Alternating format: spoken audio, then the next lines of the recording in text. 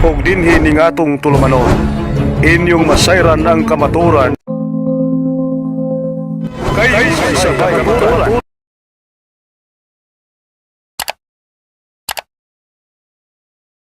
Maayong gabi sa tanan.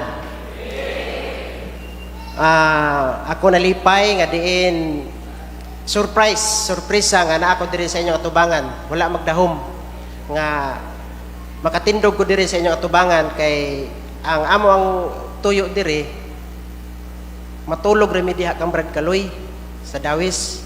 Pero kay gihatagan may panalangin nga makashare sa among conversion story. So among gidawat. Sa makausap pa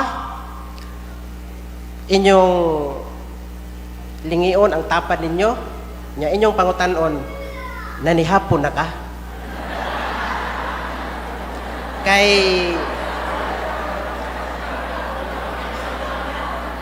utrohin na po og pagpangutana ingno na po ninyo I love you with the love of the Lord.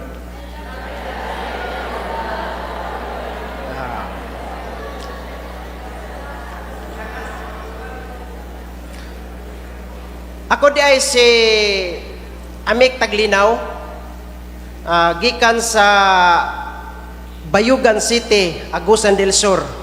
Kinsay taga Bayugan dire? Walay taga Bayugan dire? Maayo noon kay walay nakaila sa kuha. Usa ko ka former SDA vlogger.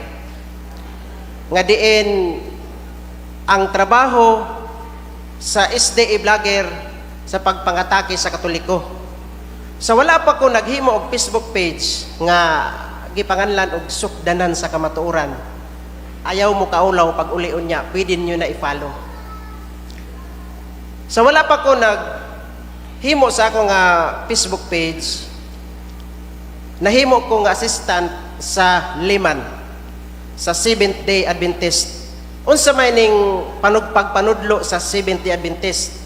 Ya? Musimba kada Sabado whole day. Dili mukaon o karne sa baboy kay dili mangusap. Pero ako magitanaw ang baboy, mangusap man. No? Dili may mukaon og isda nga walay kapay o walay hingbis. Pero kung mupalit may og isda nga naay kapay og hingbis, among hingbisan, adi sir lutoon. Ang trabaho sa Liman, sa Seventh Day Adventist, mao ang pag-Bible study house to house. Pilion ra gyud namo kaniadto ang Katoliko.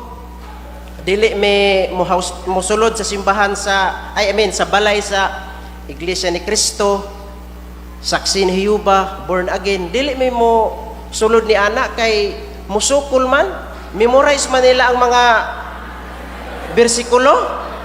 So, ang among buhaton, aron nga makuha na mo ang kuta, kay og dili na mo makuha ang kuta, kasab-an man may sa pastor, kay naaman may sweldo. 10,000 pa ang sweldo ato nga time. Karon ni increase naman, 15,000 naman. So, og dili na mo makuha ang kuta, moingon man dahit ang mga pastor, asa man mo daigikan? Natulog ra mo? So aron nga naami ika-report nga naami na mabautismuhan ang pilion ra gyud namo ang Katoliko. Ngano ang Katoliko man? Kay kon among pangutan-on magpitok-pitok ra man ang mata. Pangutan-on nga nanay, tatay, brother, sister, kinsa man ang nagbuhat sa arka? Si Moises daw. Tinuod ba nga si Moises? Mao na nga Katoliko ra gyud among pilion. Kay magyango-yango naman mag-ana. Dali ra gyud kayo himuon nga Sabadista ang Katoliko. Dali ra kayo. Naa may strategy ana. Mao na nga sa dugay nga panahon nga sige og balik-balik sa mga balay sa mga Katoliko aron himuon nga Sabadista. Daghan nga mga Katoliko dili na namo maihap kung pila na ka Katoliko ang nahimo nga Sabadista. No? Ing anak kakusog. Gani ni atong last year, 2024, na ay 14,800 plus ka mga Katoliko nga nahimo nga Sabadista. Only duhala na ka probinsya sa Mindanao. Surigao del Sur o Agusan del Sur. Ingon anak kapaspas ang 70 Adventist muhimo og Sabadista nga gikan sa Katoliko. Minglabay ang mga panahon kini nahimo na ko nga vlogger. Naghimo na ko og Facebook page aron sa pag-atake og maghimo ko og Facebook page aron sa pagpangdaot sa Katoliko. Kay nakita man ako sa mga argumento sa social media nga malupigan man gyud ang mga Sabadista. Sa una, sa dito pa may nagpuyog samar kinsa may waray dire? Nay waray-waray dire? Wala. Salamat kay dili mo makasabot. Sa dito pa may nagpuyo sa samar ang lisod kaayo dito. Mas lisod dito ang mga Katoliko dito. Lisod kaayo himuon nga Sabadista. Devoted kaayo sila dito. Maglisod may kuha og kuta dito. Mao na nga diri sa Mindanao dali ra kayo himuon nga Sabadista ang mga Katoliko. Ang nahibal-an yun ako kaniadto, ang mga Katoliko walay hanaw sa Biblia. Pero pag abot sa social media, diin akong nakita nga ang daghan man dai mga Catholic faith defender nga abtik kaayo sa Biblia. Mao na nga naghimo og Facebook page, namalit ko og mga libro sa Katoliko aron nga mangita ko og sayop. Mao nang akong trabaho. Pare Catholic faith defender bisan pagani ang Santo Papa. Og isa na ana si Father Darwin. Kanang kang Father Darwin mga deliverance, ingnon ako na sa akong vlog. Makita man niyo na og i-follow ko ninyo. Ako nang ingnon nga unsa man ang inyong pare. Kanang iyang deliverance dili man na tinuod nga gisudlan sa daot ang espiritu gipangkabuhi ra man na. Mao na ang akong content aron sa pagdaot sa mga Katoliko. Kay naaman god sa mentality sa mga Sabadista nga ang Santo Papa mao ang marka sa 666 nga mao ang mapintas sa mananap. Bisan pag maghimo ang mga Katoliko og kanang humanitarian, bisan pag manghatag og bugas, manghatag og kwarta ngadto sa mga silingan. Pero ang naa sa hunahuna sa mga Protestante, mimpirno hunon gyapon ang Katoliko. Ingon ana mi, na isa ka higayon, nga na isa ka pare nga vlogger nga taga Davao. Gi-challenge niya ang among pastor. Ingon siya, "Pastor, pwede nga mag-dialogue ta 8 hours. Mangutana ko sa imuha within 8 hours ug mangutana pod ka sa ako within 8 hours." Ako sa message giingnan nako, "Bro, wala ko may tahod og father. Hambog ra man kay ka, bro. Ngano nga makigdialog man ka sa among pastor nga bright mind kay na. Wala jud ka hibang kaagan sa Biblia." Mao na ang akong chat, gi-message nako ang usa ka pare nga naa karon sa Davao. Giingnan nako siya, "Hambog ra kay ka. Ngano nga makig-challenge man ka sa among pastor nga ikaw manggani nakita man gani nako, nasay ko man gani kanako nga wala gyud kahibang kaagan sa Biblia. Nya itong payud ka og nawong. Ang imong nawong murag tabliya arang ituma." Mao na ang giingon nako sa pare. Duha lang ka adlaw sukad sa pag ngalan na sa akong pare nga ang iyang nawong murag tabliya, nihubag ang akong tiil. Duha ko ka semana nga naglubog sa banig. Nabalaka na nga akong asawa. "Uy, basta nagtuo mo nga ulitaw pa ko ha. Minyo na ko." Nabalaka akong asawa. Ingon siya, "Kagwapo anay akong banaw niya. Masing mamatay ni." Nihubag ang ako ang tiil. Kay pagbugal-bugal na ako sa pare. Dito na ako na-realize nga makagaba gyud ay ang pare. Niabot na ang panahon nga vlogger lagi ta, nisulod mi sa usa ka pinakadako nga simbahan didto sa Bayugan City, ang San Lorenzo Ruiz. Pagsulod namo didto sa Bayugan sa katedral, ana-ana dahil man sa cellphone kay vlogger lagi. Pasikat ba para modaghan ang views. Guys, nakadaghay mga munyika diri guys. Pagsulod pa yun ako dito sa atubangan, na may katong anghel bitaw nga na ay holy water. Ako pa jud kay ukay. Di kay ukay nako. Pag abot na pod og duha ka adlaw, ni hubag na pod na akong tiil.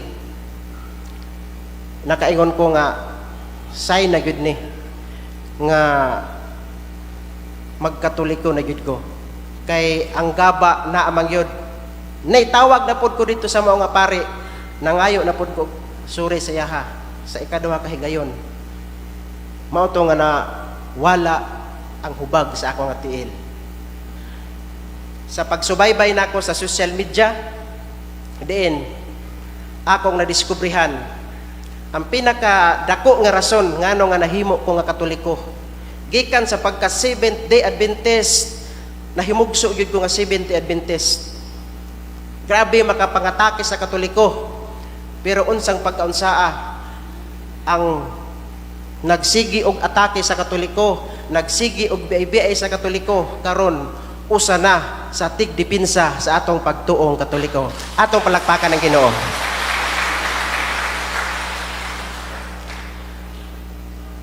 Bag-o lang ni adtong Pebrero 8 last month,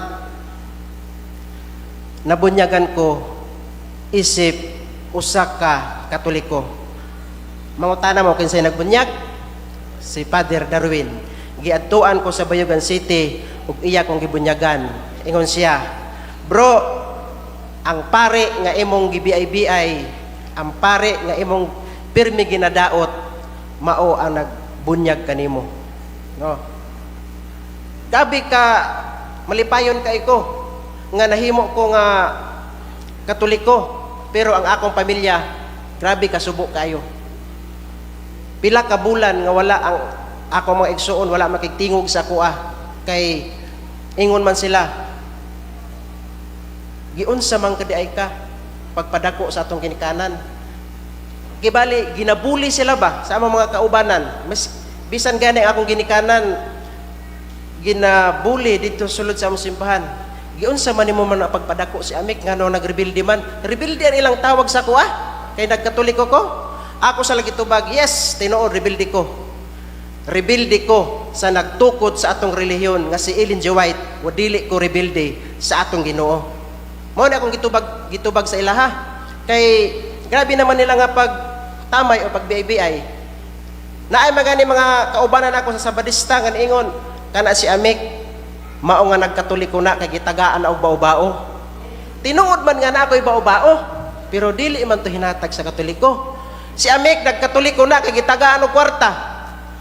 Pagkanindot unta og tinuod ba? Kay gitagaan ko og kwarta. Kay gitagaan pa og kwarta, unya katoliko pa gyud.